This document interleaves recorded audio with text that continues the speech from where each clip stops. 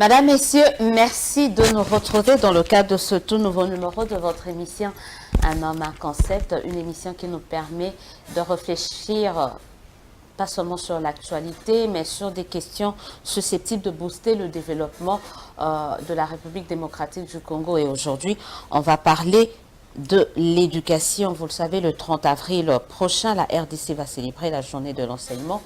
Thème choisi pour cette année, accroître nos efforts pour la qualité de l'enseignement. Nous parlerons de l'éducation comme socle de développement des pays, des nations, en tout cas les pays qui sont arrivés à émerger, des pays qui sont arrivés à se développer, l'ont été grâce à l'éducation. Et peut-être que parce que si la RDC a du mal à démarrer son développement, peut-être, pas peut-être, mais c'est parce qu'il y a problème au niveau de l'éducation. On parle du système éducatif et pour ce faire, j'ai le plaisir de recevoir Patrick Baléo. Bonsoir et bienvenue.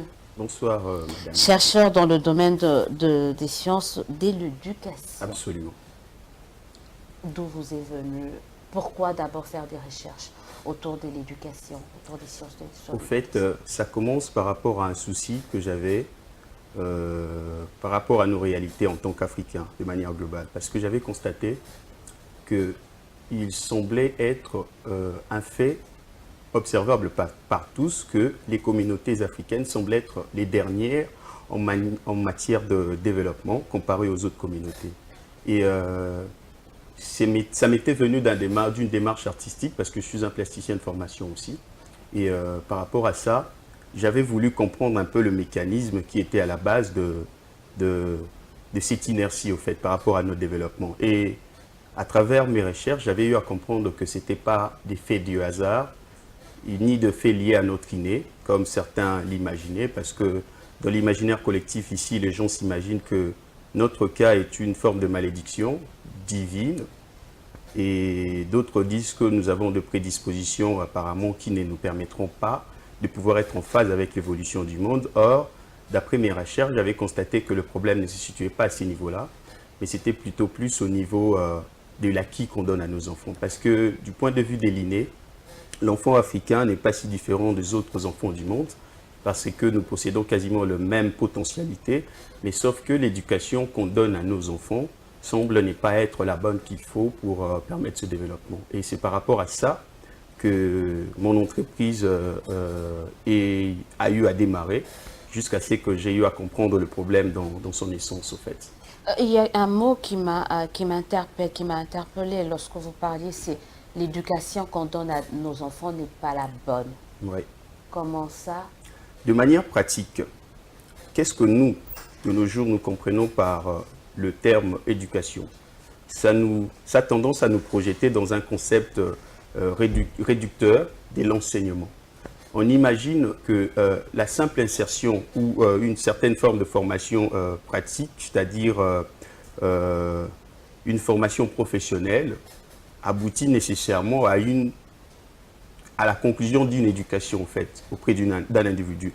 Tandis qu'en réalité, le concept d'éduquer signifie former l'individu dans toute sa globalité, dans sa dimension spirituelle, intellectuelle, morale, physique et consorts.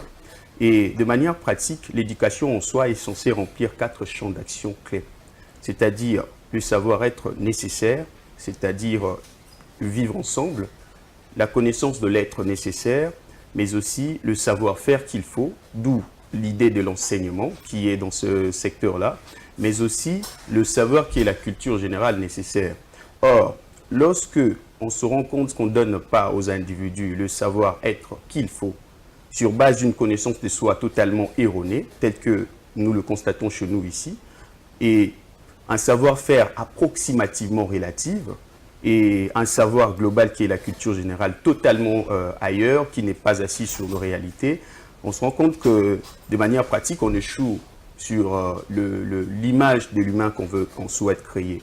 Et par conséquent, ne soyons pas étonnés lorsque nous constatons que moralement, les Congolais semblent être trop, comment je vais dire, en phase avec la médiocrité, en phase avec tout ce qui est anti-valeur, en phase avec tout ce qui ne peut pas nous permettre. De manière pratique, sur le point de vue du savoir-faire, on constate aussi que on a plus d'incompétences qu'on constate ici de manière patente. Et ce n'est pas de fait du hasard. C'est par rapport à ces corpus de connaissances que l'éducation est censée donner qui sont totalement erronés. Au fait. La faute au système éducatif congolais qui réduit l'éducation au concept d'enseignement. Enseignement. Oui. Donc, c'est que l'enseignement que vous liez au savoir-faire. Oui. Juste une petite partie qui est aussi approximatif, d'où il faut réformer ce système éducatif. Absolument.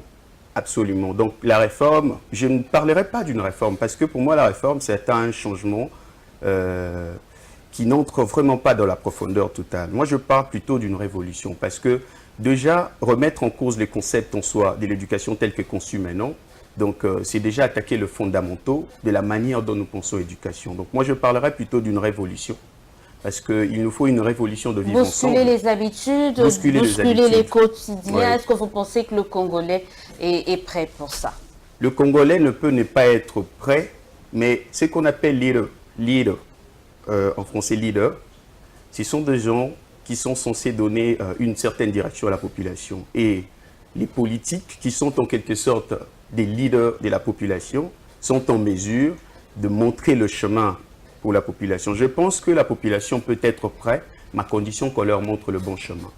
Parce que tous, nous avons besoin de changement, tous nous avons besoin du bien-être, mais on ne peut pas l'acquérir avec les manières dont nous faisons actuellement. Pour quelqu'un qui fait des recherches sur ce domaine-là, donc vous aviez quand même des pistes de solutions. C'est quoi ce bon chemin? Justement, on ne veut pas vous piquer vos idées, mais expliquez quand même à ces leaders, c'est quoi le meilleur chemin de manière globale, pour atteindre cette révolution? De manière globale, je vous ai parlé que l'éducation en soi cadre 4 champs d'action nécessaires, c'est-à-dire le savoir-être nécessaire, le savoir-faire nécessaire, et ces savoir-faire, nous devions comprendre que pour qu'un État sérieux puisse évoluer dans son savoir-faire, il faut qu'ils soient en mesure de créer des richesses, c'est-à-dire des idées de valeur. Il faut qu'ils soient en mesure de transformer ces richesses en quelque chose lucratif, par exemple. Mais aussi, finalement, il faut qu'ils soient en mesure de gérer pour que l'ensemble du système puisse bien évoluer. Là, c'est dans le savoir-faire. Or, ici, on ne forme pas dans le premier groupe, que j'appellerais, je qualifierais du secteur primaire, ceux qui créent les idées.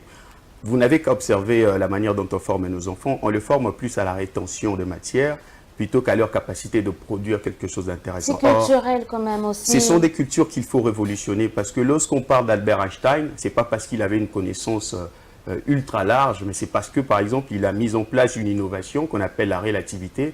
Quand on parle de Stephen Hawking, c'est parce qu'il a eu à mettre en place des théories qui n'existaient pas avant et qui se trouvent être vraies. Quand on parle de Louis Pasteur, quand on parle de Cheikh Anta Diop, quand on parle de tous ces autres grands noms, c'est parce qu'ils ont eu à créer, à innover quelque chose qui a permis à ce que leur société puisse avancer.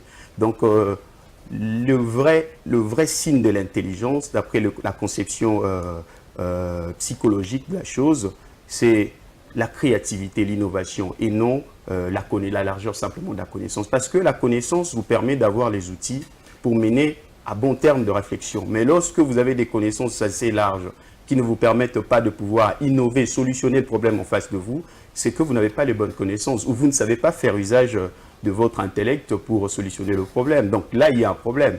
Donc si je dois, de manière un peu synthétique, il nous faut un savoir-faire ad hoc, je dis bien ad hoc, donc qu'il faut qu'à la place qu'il faut, il nous faut un savoir-vivre qu'il nous faut, qui devrait être basé sur l'idée de la collectivité, comme le faisaient nos aïeux avant, parce que de nos jours, c'est l'individualisme. Quand on parle aujourd'hui de Congolais ou d'Africains, on a tendance à mettre en avant l'idée de l'égoïsme. Or, c'est un signe d'un manque de savoir-vivre. Mais c'est les effets aussi de cette acculturation. C'est l'effet de l'acculturation, parce que ce sont deux philosophies venues avec le schéma éducatif imposé par les colons dont nous avons hérité de nos jours, qui a eu à réduire ce concept simplement l'insertion sociale ou l'enseignement, dans une certaine manière, mais aussi qui a eu à mettre en place leur mode de vie, parce que le mode de vie occidental différait énormément de mode de vie, par exemple, de nos aïeux, qui mettaient en avant plus les collectivismes, qui mettaient en avant le respect de l'autre, différemment du mode de vie occidental, qui mettait en avant l'individualisme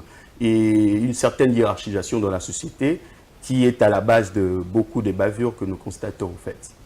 On va parler, je disais tout au début de cette émission que le 30 avril prochain, la RDC va célébrer la journée nationale de l'enseignement. Le thème, c'est accroître nos efforts pour la qualité de l'enseignement.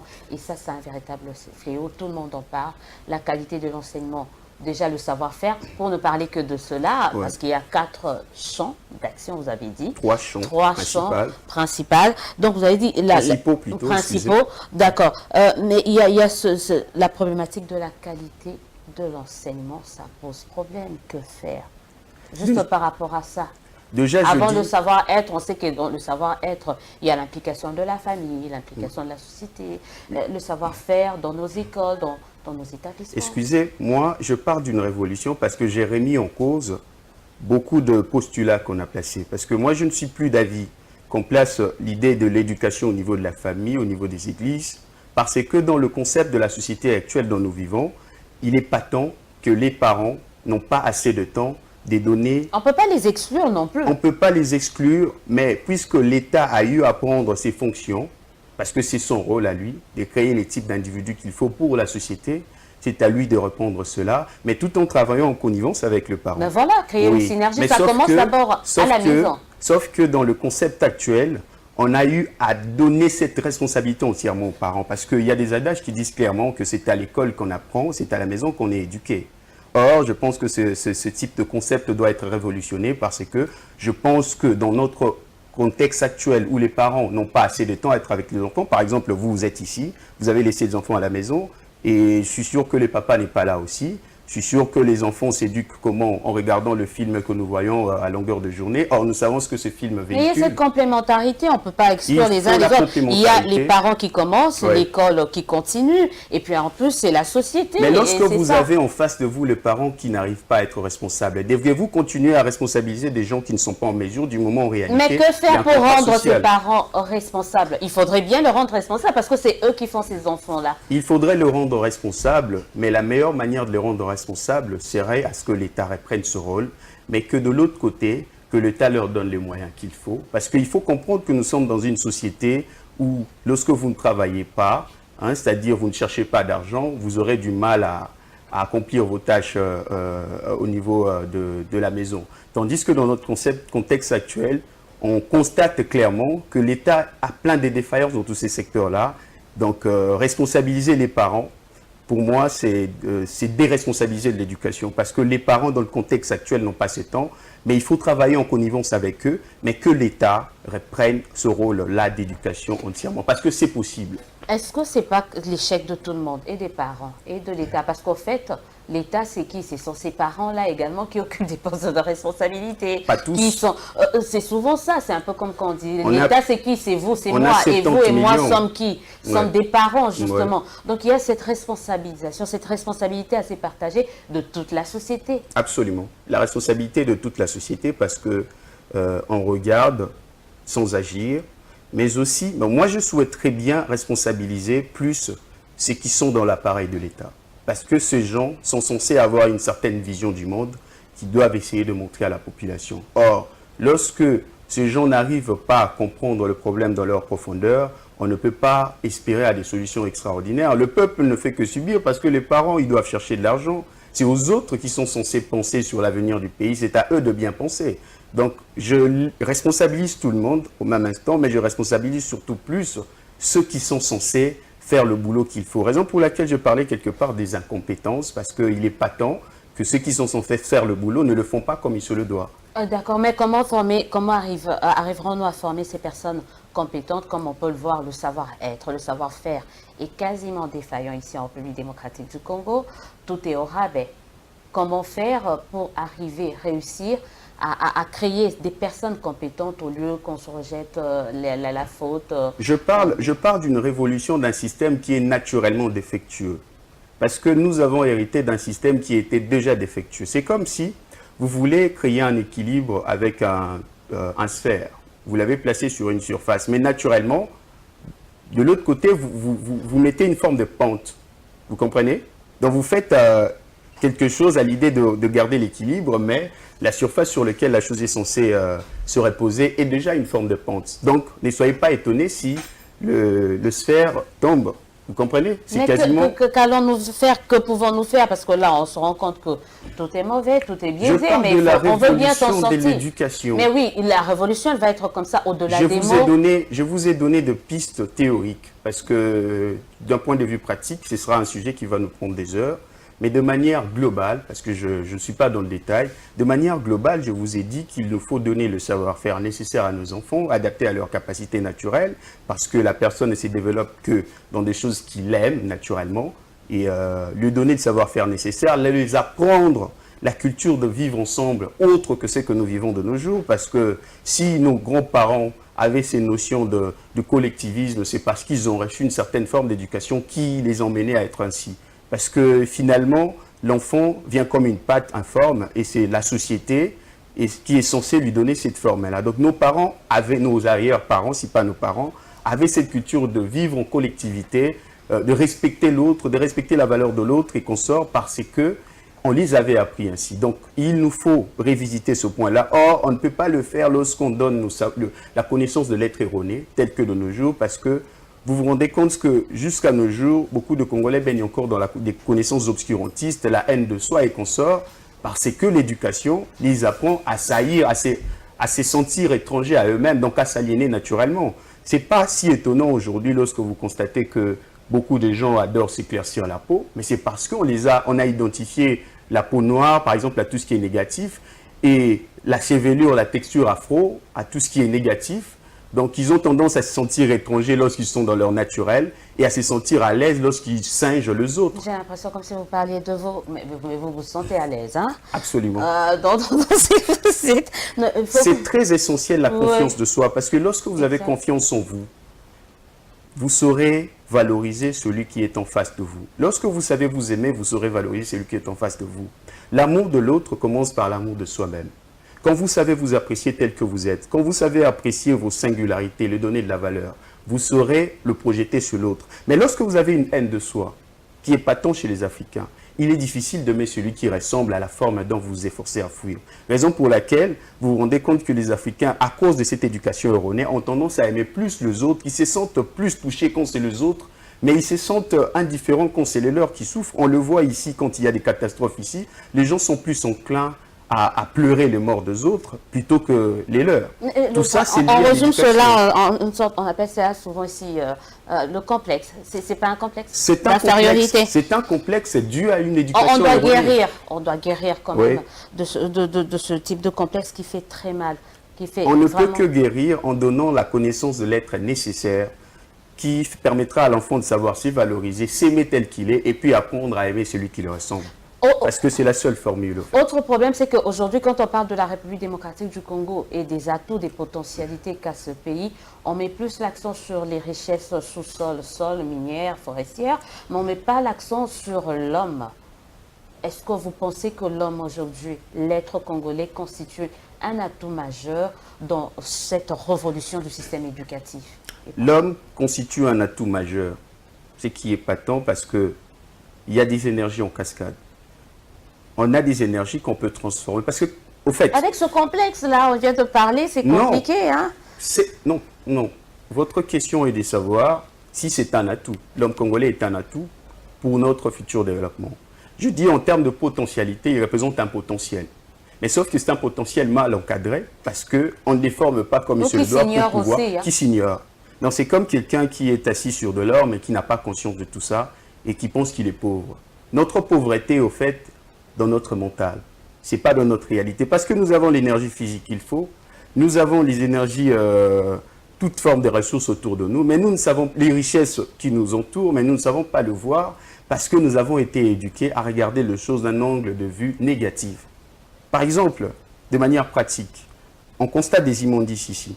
Pour quelqu'un qui est éduqué à trouver des solutions, avoir des opportunités derrière le problème, ces immondices sont des opportunités d'affaires. Nous avons vu l'autre fois ici à Kinshasa, lorsqu'une société qui était dans le recyclage de métaux était venue, vous avez vu combien les gens ont eu à enlever en un temps record tout le métaux que les carcasses des voitures et consorts.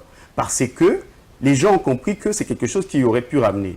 Or, tout dépend de notre perception de choses. Lorsqu'on a une perception déjà négative, une vision binaire de choses, une vision manichéenne de choses, eh ben, on n'arrive pas à voir certaines opportunités qui se cachent derrière certaines choses qui semblent être le malheur. Parce que ce que vous voyez comme malheur semblerait être une opportunité pour une autre personne. C'est question de l'éducation. Mais face à ces atouts, il y a des menaces. Face à ces atouts, il y a de menaces. Il y a de menaces parce que le système en place, qui a eu à mettre en place le système dans lequel nous sommes obligés de vivre, de subir, en réalité, ce système a été conçu à l'idée de nous maintenir dans cette position pour faciliter l'exploitation. Parce qu'un bon système, un bon système appelé à durer, est obligé à formater les individus à l'image d'accepter le système comme il se le doit. Donc ici, on trouve normal notre condition de paupérisation parce que le système l'encourage. Le système a mis tous les moyens possibles pour que les gens soient conditionnés de cette manière-là. Et toute forme de révolution, dans ce contexte-là, pourrait sembler être contre le système et le système pourrait s'efforcer à l'éjecter du coup. Or, ce sera pour moi un cas d'échec parce que nous sommes dans une époque où le monde est appelé à muter dans sa globalité, sinon nous allons droit vers le mur dans tout le secteur. En échangeant avec vous avant le démarrage de cette émission, vous n'avez pas manqué de relever que votre principale menace, en tout cas c'était les institutions de Bretton Woods, et que vous voyez d'un très mauvais œil ce rapprochement entre l'actuel président et ces institutions dont la Banque mondiale, le FMI. Pourquoi? Bon, la réalité est celle-ci. Dans le contexte de l'éducation, il faut se poser la question si aujourd'hui les parents payent le frais scolaire, pourquoi cela a commencé? Parce que nous avons assisté, ou nos parents ont peut-être eu la grâce d'étudier dans les années 70, 60, 80, voire même, avec une certaine forme de gratuité de l'enseignement.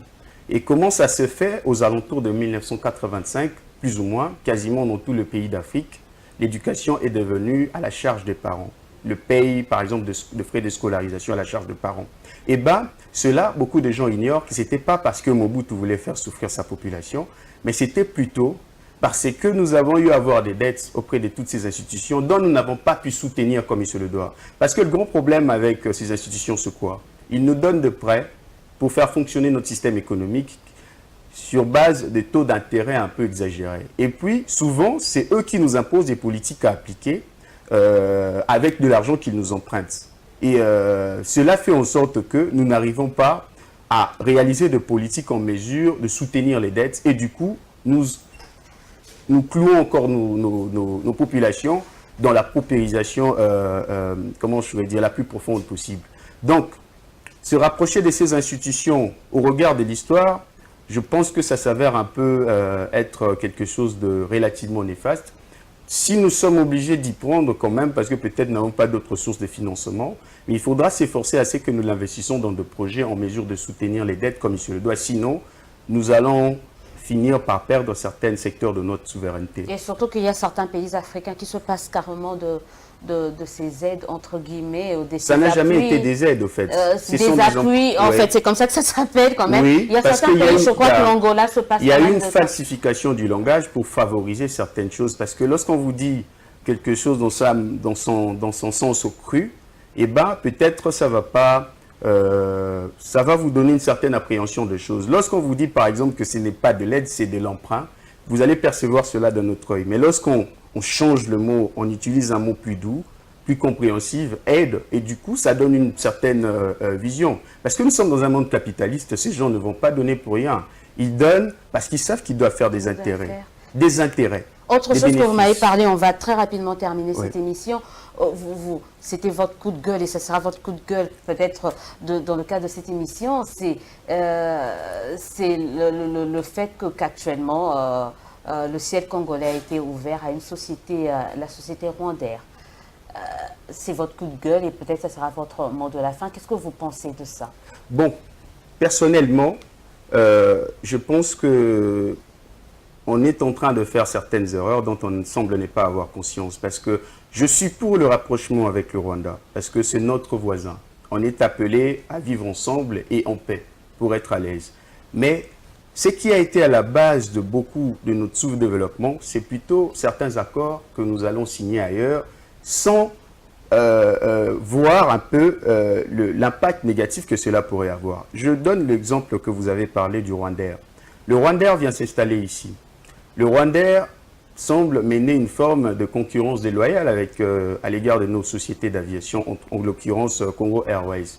Le Rwandair est subventionné par l'État rwandais, tandis que notre compagnie ne l'est pas. Et du coup, bon, le Rwandair, à un Rwandair, moment, même maintenant, là, il ne l'est pas. Il ne l'est pas. Et puis l'État de notre pays, on n'a pas cette capacité de subventionner cette compagnie, malgré qu'on a eu à mettre beaucoup d'investissements là-dedans. Donc du coup, le Rwandair reçoit des subventions, il vient s'installer dans un pays qui est nôtre, et du coup, elle mène une certaine forme de concurrence déloyale. Et à la longue, qu'est-ce qui va se faire? Ce sera la fuite des capitaux. Et bien, ce sera aussi la fragilisation de notre entreprise. Conséquence de la mauvaise formation, de ce manque de savoir. Tout ça, oui, mais parce qu'on ne sait pas négocier le contrat. Le savoir-faire nécessaire. On ne sait pas négocier le contrat parce qu'on n'a pas une certaine estime de soi qu'il faut. Quand quelqu'un n'est pas fier de lui, quand quelqu'un n'est pas sûr de lui, ben il chine n'importe quoi, quelquefois n'importe comment. Je me dis, si aujourd'hui, par exemple, Mobutu a eu à mal faire fonctionner le pays, c'est aussi parce qu'il avait des élites qui allaient signer n'importe quoi, n'importe comment. Parce que quand on signe quelque chose, il faut voir l'intérêt du peuple derrière tout ça. Parce qu'à la longue, qu'est-ce qui va se faire? Les gens vont dire que non, ce sera à bas coût. Mais les conséquences futures, c'est quoi? Ce sera la fermeture de Congo Airways. Parce que, finalement, les gens préféreront plus aller voyager vers Rwandair plutôt qu'aux compagnies congolaises. Or, puisqu'on a permis à ce que cette compagnie soit installée ici, ce qu'on devait faire, c'est qu'on devait mener des politiques anti-dumping. Parce que ce que le Rwandair est en train de faire, c'est ce qu'on appelle le dumping commercial. Au fait, parce qu'eux reçoivent des subventions, donc ils peuvent bel et bien baisser leur prix, et bien ça ne va pas impacter sur leurs intérêts, tandis que nous ne saurons pas. C'est à nous de mettre des taxes qui vont permettre soit que Rwandair puisse avoir le même prix qu'ici, du marché de notre pays, pour que ça permette d'avoir une concurrence loyale. C'est le cas par exemple aux États-Unis et la Chine. Nous constatons par exemple Donald Trump est en train de révisiter tous ses accords avec ses voisins parce que ça ne profite pas aux entreprises américaines et du coup les États-Unis perdent de l'emploi et pour ramener de l'emploi, ils s'efforcent à mettre des taxes qui va faire en sorte que vous fabriquez des histoires moins chères ailleurs, vous vous direz mais plutôt que je fabrique moins cher et que je le vends au même prix qu'au marché là-bas, pourquoi ne pas venir installer mon histoire au pays pour pouvoir produire et puis c'est là protéger les industries locales, protéger, faire en sorte, voilà, ça se voit que l'éducation est vraiment liée à tout ce qui se passe, à la politique, au développement du pays, à tous les secteurs. Oui. Une bonne éducation fera en sorte que l'émergence d'un pays puisse être... Absolument. Effectivement, on a beaucoup de choses à dire par rapport à ça, mais le temps nous fait défaut. Oui. On promet aux téléspectateurs de revenir sur ces sujets encore dans les prochains jours. 1 minute pour terminer, très rapidement. Je vous en prie. 1 minute, un mot de la fin. 1 minute, un mot de la fin. Bon, c'est que je dirais, nous sommes en train d'entrer dans une nouvelle phase du développement de notre pays parce que nous avons eu à entreprendre une nouvelle route à travers les élections que nous avons eu à réaliser ici. Et je souhaiterais bien que la prochaine élite politique soit consciente des enjeux dans lesquels nous sommes appelés à y passer. Parce que si nous ne prenons pas garde dans notre manière de signer des contrats, dans notre manière d'utiliser les capacités de l'État, dans notre manière de mettre en place des projets en faveur de notre pays, eh ben, nous allons répéter les mêmes erreurs que tous ceux qui sont passés avant, parce que une des faiblesses que nous avons eu à vivre, c'est aussi parce que nous n'avons pas une élite en mesure de produire des idées novatrices qui vont permettre à ce que nous ayons vers le développement. Donc il faut que le prochain gouvernement s'efforce à mettre un accent sur la formation des individus parce que cela va nous donner les potentiels nécessaires pour pouvoir réaliser le développement tout azimut dont notre pays devrait avoir en fait. Merci beaucoup d'avoir été de note ce soir. Patrick Baléo, chercheur dans le domaine de sciences et de l'éducation. Madame, Messieurs, c'était un plaisir pour moi de vous présenter ce nouveau numéro de votre émission. Appelez-nous pour vos réactions. Vous voyez, hein, dans le cadre de cette émission, on ne parle pas que politique, même si tout est ramené à la politique, parce que la politique semble réglementer quand même tout ce qui se passe, non seulement dans notre pays, mais à travers le monde. Une politique éducationnelle, une politique économique, une politique politicienne. Voilà, on parle de tout cela dans le cadre de cette émission. Appelez-nous, écrivez-nous. Vous pouvez suivre cette émission en rediffusion déjà ce lundi sur Congo Web à 11 h, mais également nous suivre sur notre chaîne YouTube, Magazine USC. Vos commentaires, vos suggestions seront toujours les bienvenus. Nous souhaitons de passer une excellente suite de programmes. On se dit au revoir et à très bientôt.